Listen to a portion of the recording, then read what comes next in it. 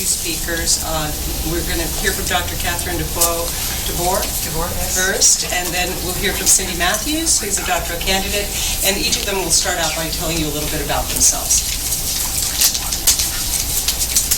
So thank you for coming. It's so lovely out. I'm going to talk a little bit about my doctoral dissertation and the research that I did there, as well as a current research project that I'm doing, which is an extension of that, my doctoral research. But before I begin, I wanted to tell you a little bit about myself. I'm new to the ICSA community. My first time coming to a conference was last year in Barcelona.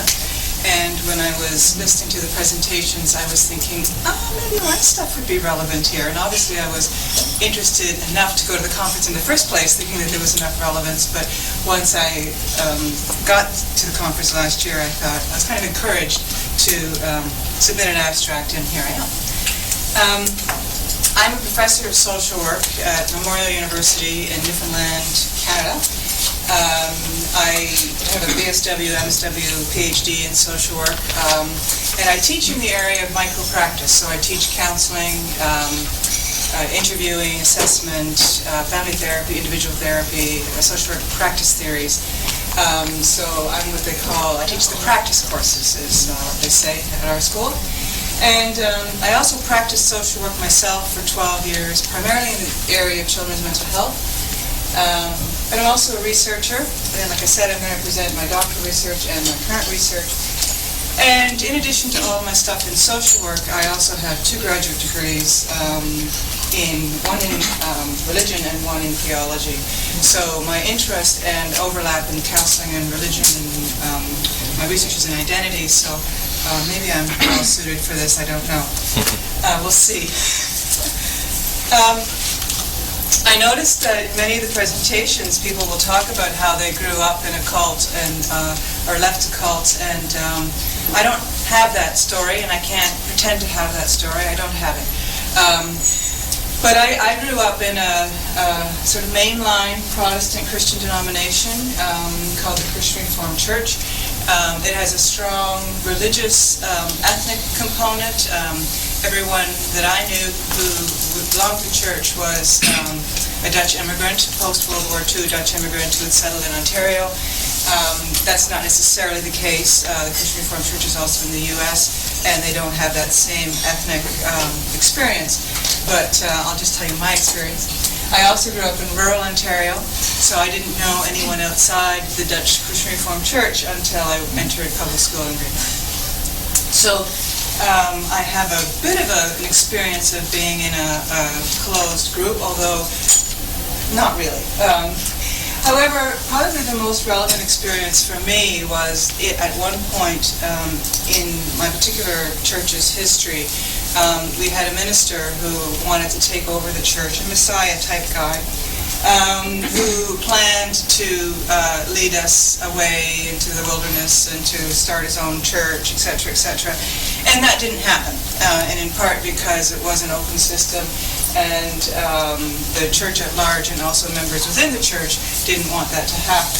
That said, it was an aborted plan, but it left a lasting impact on everybody there, and it was a very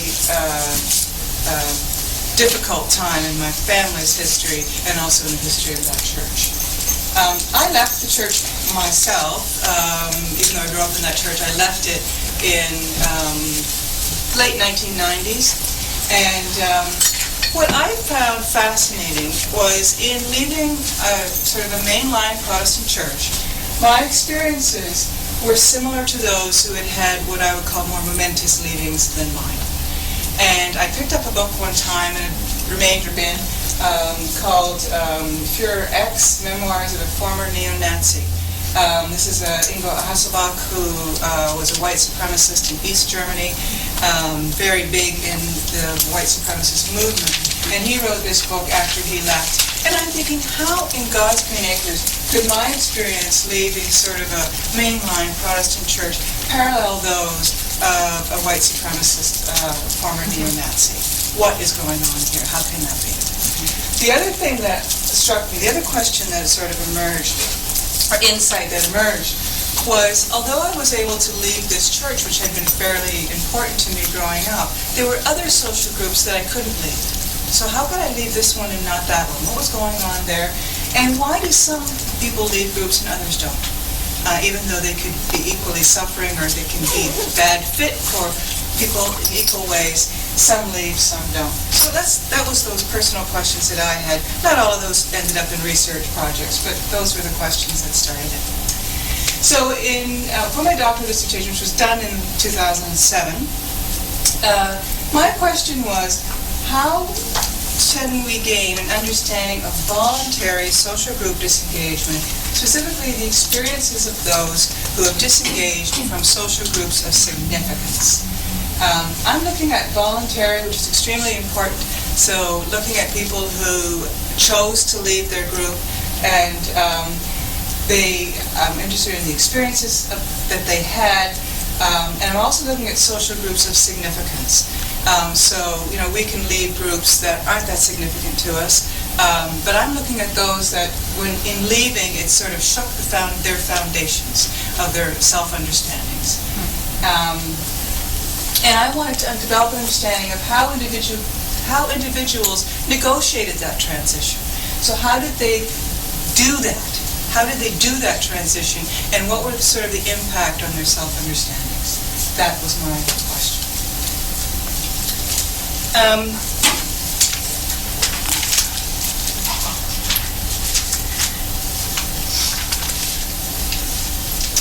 Why is this important?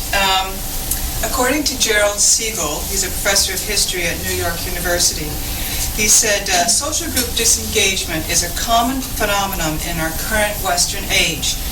We change jobs, communities, geographic locations, religions at a more frequent rate than perhaps any other period in history. High levels of individual choice are made available to us through education, through affluence, through global travel, through satellite communication, World Wide Web, and technology.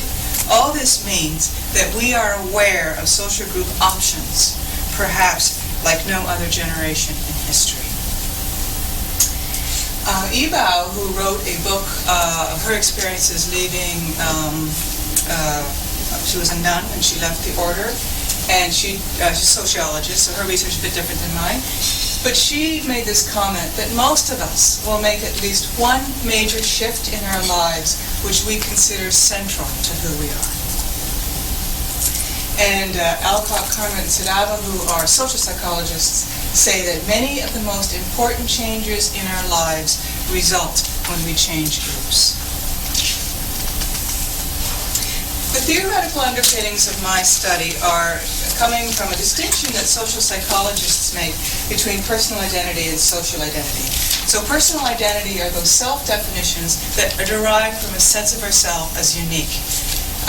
Social identities, self-understandings that are derived from ourselves as members of a social group. So like many of you in this room, I'm a woman, we share that. But I'm also different than you in certain ways. You're different than me in certain ways. So although we have these similarities, we are also unique. It has long been understood that our social connections, so the groups that we belong to, are the primary constituents of identity. Others shape and create who we are. So this study was based on the assumption that social connections, including our connections to social groups, not entirely, but including them,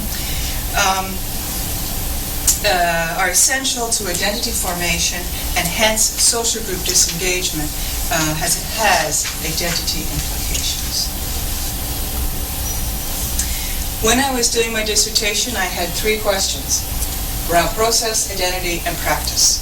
So in terms of process, I just said Hasselbach was describing a similar process to me leaving a mainline church.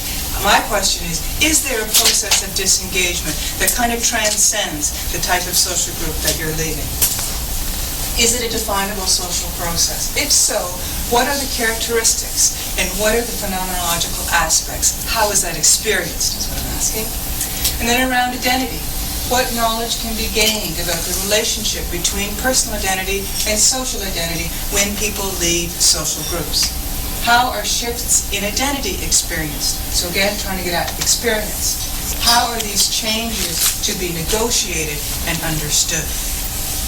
Lastly, what are the practice implications? And as a social worker and a person interested in clinical practice, what variables contribute to a successful or unsuccessful outcome? And what are the implications for social work?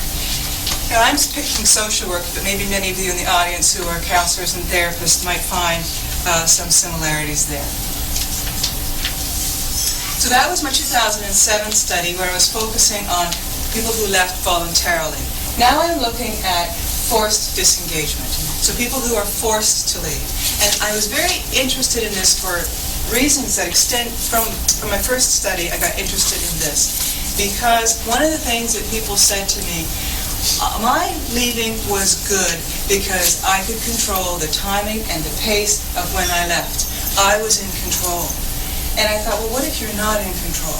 What if someone says you're out and you don't have time to prepare? You don't have time to say, oh, I'm going to get my ducks in a row, or I'm going to do this, or I'm going to do that. What if you can't? And then, or do we say that those people are going to have a worse outcome, a better outcome? What are the implications in terms of an outcome? So that's currently what I'm looking at.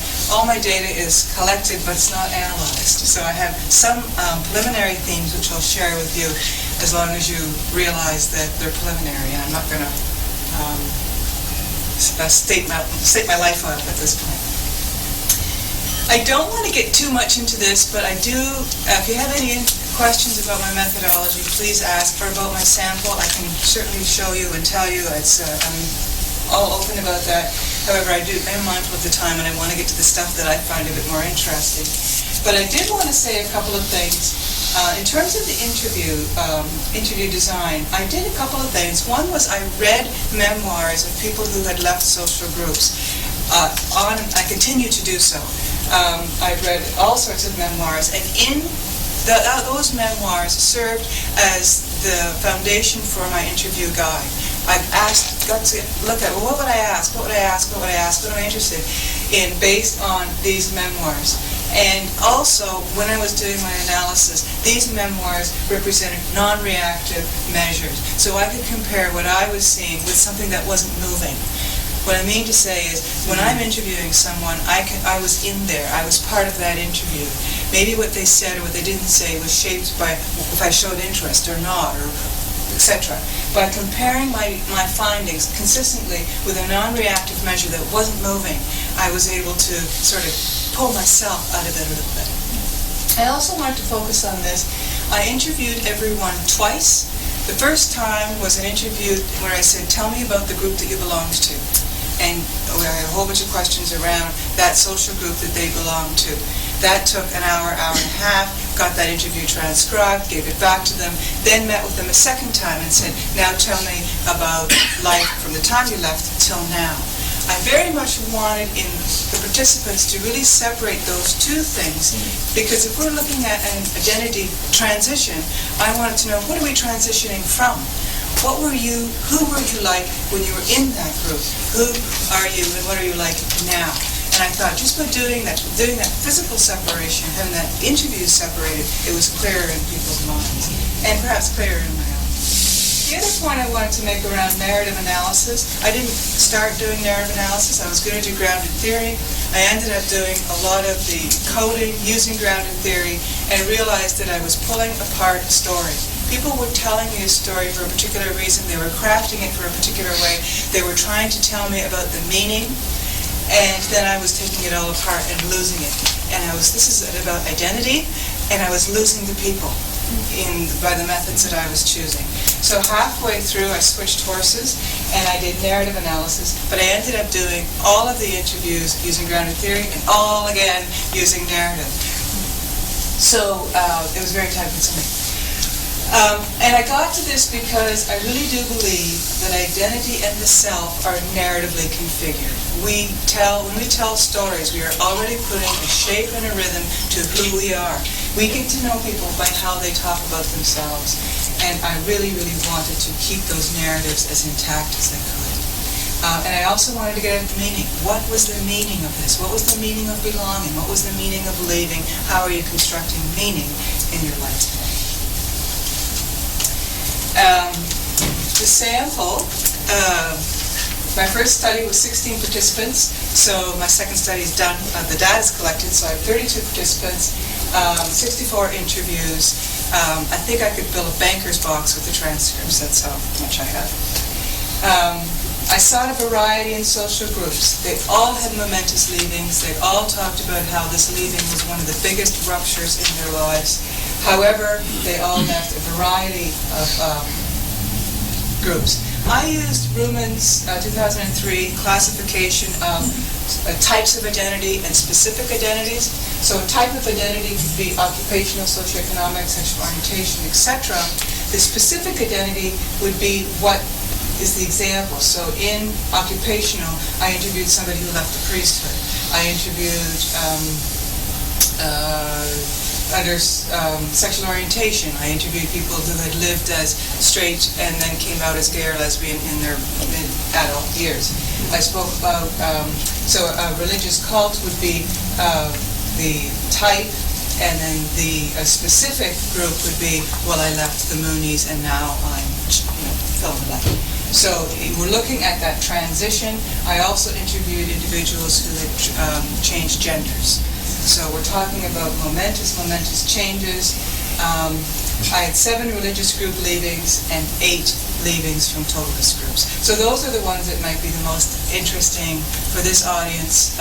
But what I'm hoping is that what I'm saying to you with respect to what I learned about identity and transitions in general will be applied, and you can see applications for these groups as well.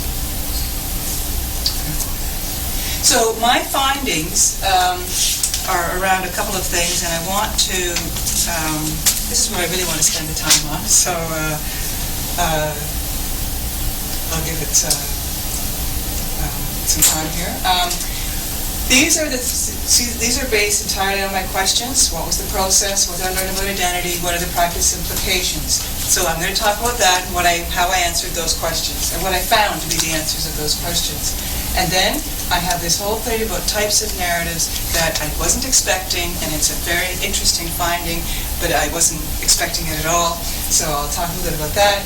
And then I'm going to talk a little bit about, well, what did I find now when I look at comparing my voluntary leavings with my forced leaving sample. So some of the preliminary findings there, talk about that. So when I was talking to earlier, and I said that my experiences paralleled this former neo-Nazi, I was thinking that there might be a process that was definable. And part of me didn't want to find that. And there's a bit of a history to that. I'm coming at this from some knowledge and experience working with identity frameworks. They tend to be typologies, they tend to have stages. I was kind of reacting to that, thinking that, no, we don't change, we don't form our identity when we're in our teens, we form our identity throughout life. What's this whole thing about stages? The chair of my dissertation said, Catherine, it's there. You cannot not say it because it's there. You have to write about it because it's there. And he's right, it was there. So how I framed it in terms of the phases and the stages, that was just a structure that worked for me, helped me make sense of it. I'll show that to you in a minute. But I guess the main point that I want to have is that social group disengagement is a definable social process with identifiable features and a chronology. So whether you're changing your gender or whether you're leaving a cult, there are certain stages that you go through that are similar. And knowing that means that we can take this kind of knowledge and transfer it to a variety of social group leavings. These stages, I identified the stages by fit between the individual and the group. So that was sort of the variable that I was looking at. How well does the individual feel like they fit with that group? And as that was changing, so did the stage change.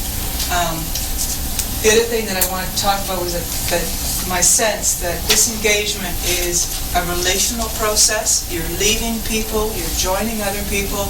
As one person in my sample said, I had people within the group to walk me to the door, and I had people on the other side to meet me at the door and to carry me from there. So it is a relational process. It's also a profoundly solitary one, because you do it alone. And you have people around you, perhaps in the group and perhaps out of the group, but yet you're doing it alone. And especially in the case of people who are shunned and so on, it's very much a lonely process.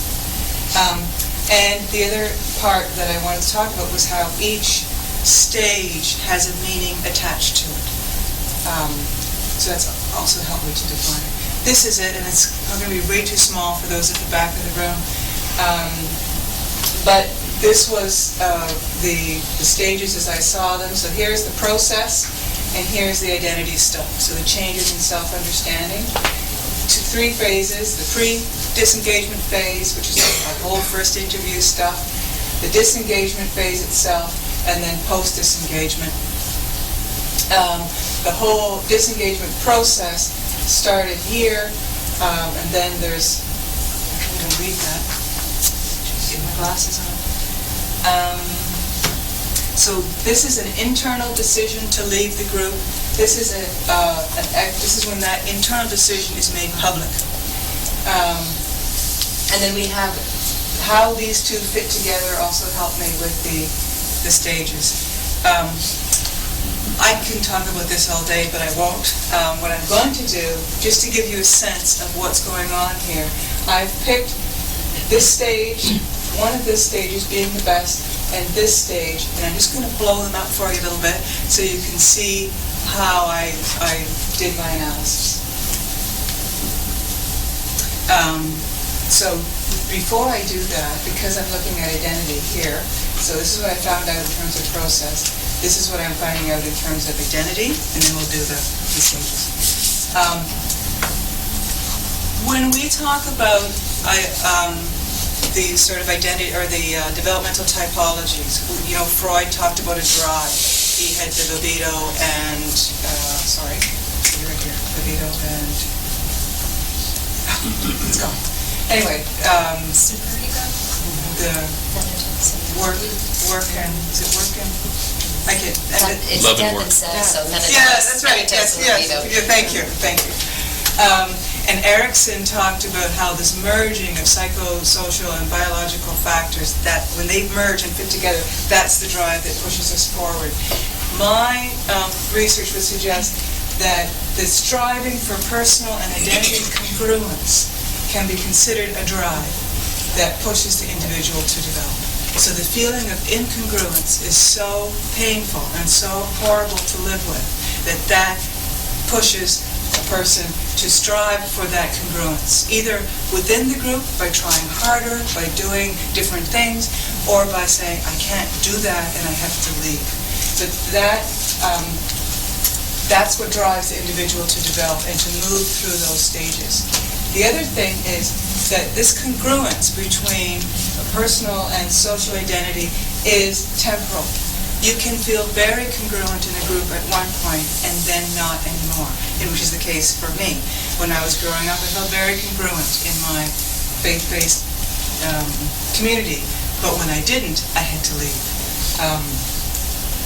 The personal self, I think, cannot be denied, buried or neglected without serious consequences for the person's emotional well-being.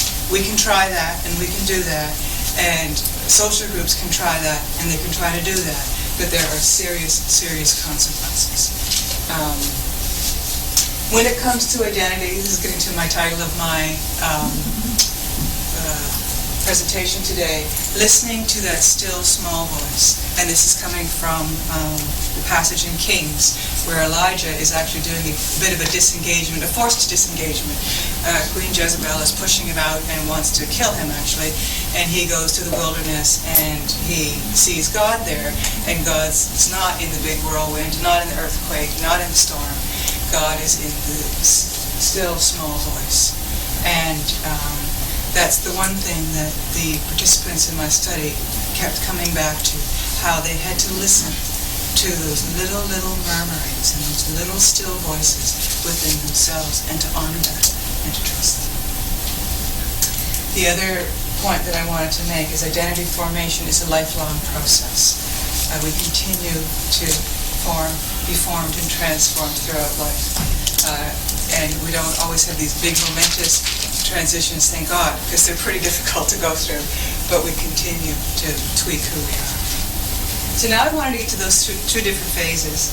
So pre-disengagement. So what's happening to these people before they disengage? For each of the categories, I looked at common characteristics. So these are the characteristics that the participants all shared, common experiences, and the meaning that they took from that particular stage. So, under the pre-disengagement phase, the participant identifies as a member of the social group, and others recognize them as such and interact with them accordingly. So for those who are having a gender change, female to male, when they were female, they felt fine. They acted like a female, other people treated them like a female. Membership reflects and supports his or her self-understandings to the extent that these are formed. So yes, I'm a woman, to the extent that a 5-year-old or 8-year-old knows what that is. Behavior and relationship patterns are typical of group membership. Limited access to the outside world. All of them spoke about that. Limited access to the outside world. So even for those who were raised female and transitioned to male later on, their access to understanding, being transgendered is an option here. They didn't know that. So they didn't have access to some pretty important knowledge. And the sense of self and understanding of fit in the group is largely derived from comparisons with the group. Experiences vary according to the method of joining. So some people chose to join a group that was different than if they were born into a group. And the meaning, disengagement makes sense in retrospect. This is so important. The feelings of difference arise before the difference is desired or groomed, and before disengagement is ever considered. So when I interviewed an Old Order Mennonite who left the Old Order Mennonites, she told me a story when she was 5, and her dad had asked her whether she could come with him to get the cows for milking. So the sun was setting, or it's like time of night, the gloaming, I guess what you call it. The sun is not quite setting, but about to set. And she remembers walking through the field, and it was a lovely, lovely experience. And she said she must have been about 5 because her dad said to her, "Would you like to ride the cow?" And she knew that she couldn't ride the cow if she was older than that, because she would have been too heavy. So she was around 5, and she was riding the cow, going back into the barn for the milking. And she remembers thinking, "This is lovely. This is lovely." That was her first thought, and her second thought is, "I'm not going to stay." But there was nothing in her experience at that time that would indicate why she wanted to stay. But she had an internal sense that she was going to leave. And when I read some of the memoirs, Can you speak up a little? Oh, I'm sorry. Some of the memoirs that I was reading, very similar experiences. They were saying, before I even knew what this was about, before I even desired this change, I had a sense that I would. I wanted to give you a few quotations about the limited access to the outside world. So this is Hannah talking about her experience was leaving the Old Order Mennonites. These outsiders are probably not going to heaven. They have chosen to live well on earth, therefore they will not experience eternal life in the hereafter. So while they, the Old Order Mennonites, would never ever be brash enough to say that you, Catherine, that I'm going to hell, it is what they believe in their hearts. And this is Claire, who left the Jehovah's Witnesses, and she described their relationship with the outside world in the following way. We didn't have friends from the outside as we were growing up. They were outside of the organization. If you were one of the Jehovah's Witnesses, you associated with those people, the witnesses, at all times. Because we were always taught that people of the world were really not to be associated with because they were doing Satan's work. We were taught to ostracize them and keep away from them. So now I'm going to stage 4, which is part of the disengagement phase. And this is a time when the individuals think that they might want to leave, and they might have even tried to leave at some point. They go back to the group, and they're trying to be the absolute best type of person they can be within that group. So the guy who left an outlaw motorcycle gang became the best drug dealer that he could be, and he actually started to, at that point, started to move guns and arms as well, because he was going to be the best. The woman who was born a man, I'll read her quotation to you, and what she did. She says, you have doubts. So she's Heather now, she wasn't before. She says, you have doubts, you think, this is the path that I'm on, but it doesn't feel right. So she's talking about this, the path being male, but it doesn't feel right, so I must be doing it wrong. I'll try harder. Everyone else seems to be succeeding and enjoying life as a man. I must be getting it wrong. I'll try harder. Maybe I need to do more manly things. Maybe that'll do it, so I'll just join the army. Faith, who left a religious ethnic group, she says, there was an inner rejection of so much of what I was seeing, but wanting so much to feel a part of that group that I tried to do everything that I could. So there was this huge war going on in my mind. Chris, who was a female to male, transgender individual, said, I think in some ways devoting myself to being female was a testing of what doesn't fit. And it's as much of an exploration as the actual leaving would be the product of that exploration. I think at different times everybody sort of tries something else on, and at some point something fits, so they stay, and maybe it is through the process of nothing fitting that you move on. This being the best narrative reveals that undergoing a period of intense commitment and dedication to the group can actually ease post-disengagement adjustment. Participants discovered that it ultimately didn't matter whose fault it was that they could not fit into the group. And as Beth concluded, I don't know if the point you reach is a realization that you have sort of short failings, or they do. So I'm not sure whether I realized it or whether the group realized it. I don't know what it is, but you do reach a point where you can't do it anymore, even if it's your own shortfalling. But I can sit here comfortably today and say I did all that I possibly could have done to make it work, and it still wasn't enough. But that makes it a lot more comforting now, you know? Frustrating because, well, damn it, if that wasn't enough, what would have been? But again, there's a lot of comfort in the realization, because I can sit here today and say, I put every ounce I could into that. I went above and beyond what anybody else would be required to do. And I can sit here today and I can accept that.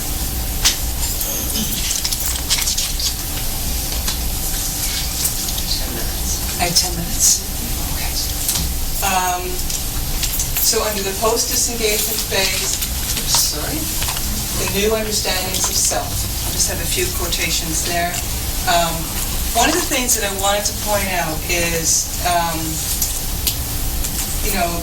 they have how a successful outcome was derived came from the participants. I left a very open-ended question and I said, tell me about the outcome.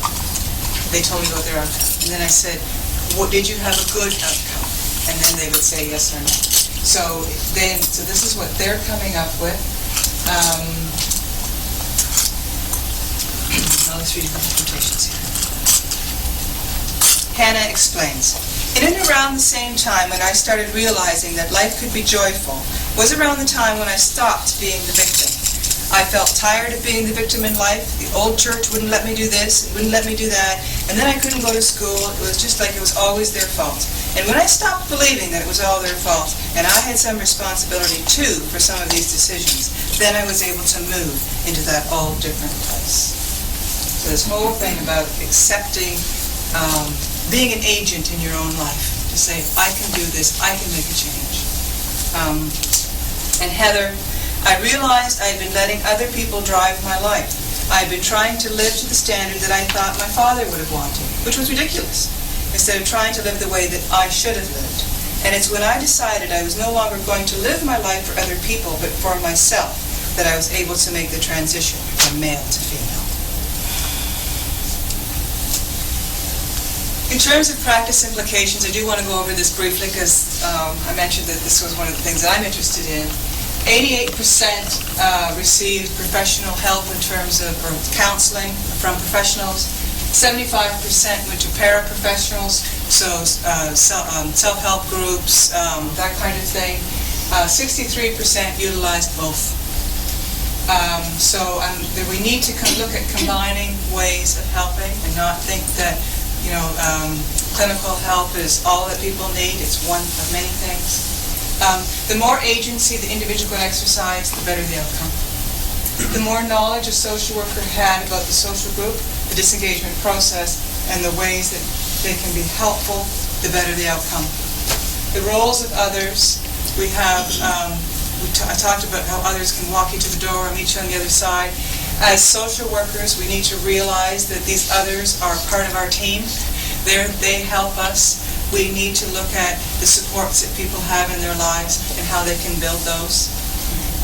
Not just others, but also practical supports, money, life skills, all sorts of things.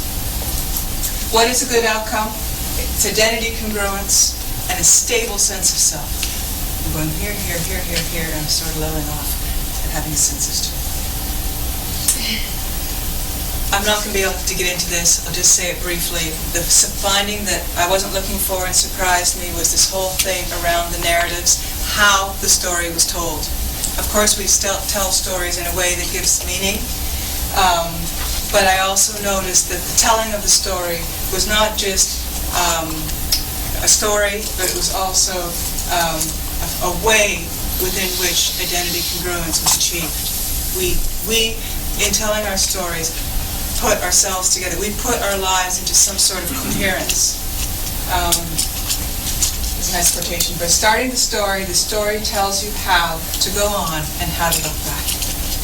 And when it comes then to what social workers can do, we need to listen to stories and we need to help people tell their stories. In terms of the I think there's certain types of stories that got told, but one of the things that struck me with the forced leavings was that the stories are much more chaotic. The stories were much more coherent with the voluntary leavings. They're much more chaotic with the forced leavings. It's almost like they don't know what to do with it. I had this, and they're puzzled. There's a sense of injustice. There's a sense of chaos yet. So that's one unique finding, I think, so far.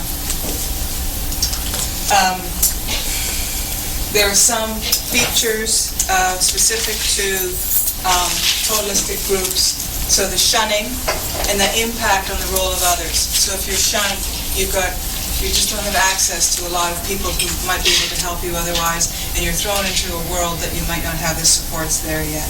It complicates majorly the disengagement process. There's a whole sense of grief and loss that's more augmented, I think. This internalized messages about self, because you've heard it so often about what the outsiders are, and now you're one of them. So that's hard to cope with. Perhaps more ill-equipped to cope with life outside the group, in terms of social skills, life skills, lack of practical supports and social supports. People, when they could time their own leaving, when they had more control, they could start to build these before they left. And that seemed very, very key on achieving an outcome, better outcome, perhaps quicker. Many of the people had highly developed skills and expertise that wasn't transferable. So they could do certain things extremely well, but they couldn't transfer that into their post-group life. And some people talked about their identity being stagnated. So when they were in the group, they weren't growing. And so when they left the group, for some of them who joined, they were at the same stage that they were when they joined. Sometimes a 20, 25-year gap. They're saying, for 25 years I didn't mature. So contributions in terms of identity research, the need for personal and social identity congruence for overall well-being, growth, development, and happiness. Achieving personal and social identity can be a matter of life and death. And I had 10 people in my group, in my sample, my first study, who spoke to me about how they weren't physically going to die, but their sense of self was dying. They would just become numb and gone. 3 of them tried to kill themselves. 3 of them, others tried to kill them. So I'm not taking this lightly at all. It is a matter of life and death.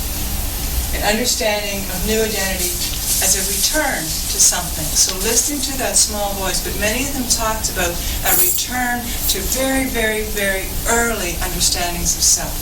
My grandma said this when I was 5. My uncle said this when I was 7.